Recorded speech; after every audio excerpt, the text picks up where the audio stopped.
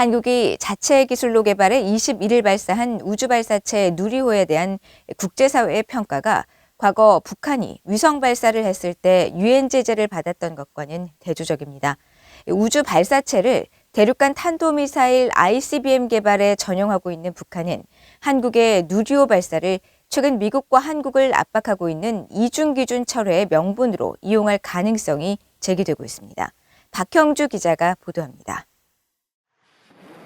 한국의 첫 국산 우주 발사체 누리호가 21일 목표 궤도에 안착하는 데 실패했지만 한국의 기술력이 1톤 이상의 위성체를 쏘아 올릴 수 있는 발사체를 보유한 국가군으로 다가섰다는 평가가 나옵니다.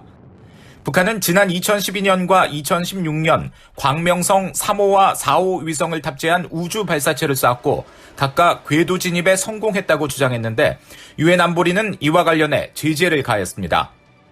북한은 당시 평화적 우주 이용이라는 명분을 내세웠지만 국제사회는 북한이 추진 방식이 똑같은 기술을 통해 대륙간 탄도미사일 ICBM을 개발하는 것으로 판단했습니다. 옛날 소련이 ICBM에 쓰던 그 RD-250이라고 있어요. 그 엔진을 직접 도입했거나 카피했거나 해서 거기다 적용했다고 얘기를 하거든요. 연료체제가 그러니까 그건 바로 그냥 그 ICBM이거든요. 한국은 우주 개발이라는 명분에 맞게 위성을 꾸준히 개발했지만 북한은 2016년 광명성 4호 발사 이후 한 번도 위성을 발사하지 않고 화성 14호와 15호와 같은 중장거리 탄도미사일 개발로 기술을 전용했습니다. 북한이 광명성을 발사할 당시 국제사회 제재를 받은 것은 앞서 2006년부터 지속했던 핵무기 개발에 대한 국제사회의 우려가 있었기 때문입니다. 북한이 말하는 핵보유라는 것은 국제사회에서 불법으로 이미 유엔 제재 결의안으로 여러 차례 통과가 되면서 확실하게 명시를 한 것이고요.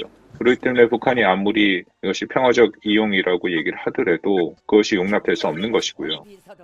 북한은 최근 자신들의 핵무력 증강 활동을 정당한 주권 행위로 인정하라는 이중기준 철폐 주장을 거듭하고 있는 가운데 한국의 누리호 발사를 계기로 이중기준 문제 제기를 더 본격화하면서 사실상의 장거리 미사일인 우주로켓 발사로 맞대응할 가능성도 배제할 수 없다고 박원권 교수는 말했습니다.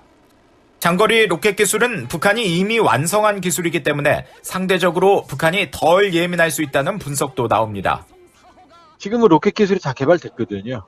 그리고 이 우주발사체는 돈이 많이 들어요. 그러니까 지금 기술적으로 필요성도 없고 돈도 많이 들고 준비 상태도 시간이 많이 걸리고 그리고 가장 결정적인 게 북한이 우주발사체를 쓰면 이거는 장거리 미사일로 간주하거든요.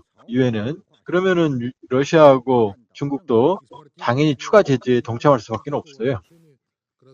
북한은 한국의 누리호 발사가 이루어진 21일 과거 광명성 4호 발사 성공 소식 등을 담은 기록 영화 사랑의 금방석을 관영 조선중앙TV를 통해 재방영했습니다. VOA 뉴스 박형주입니다.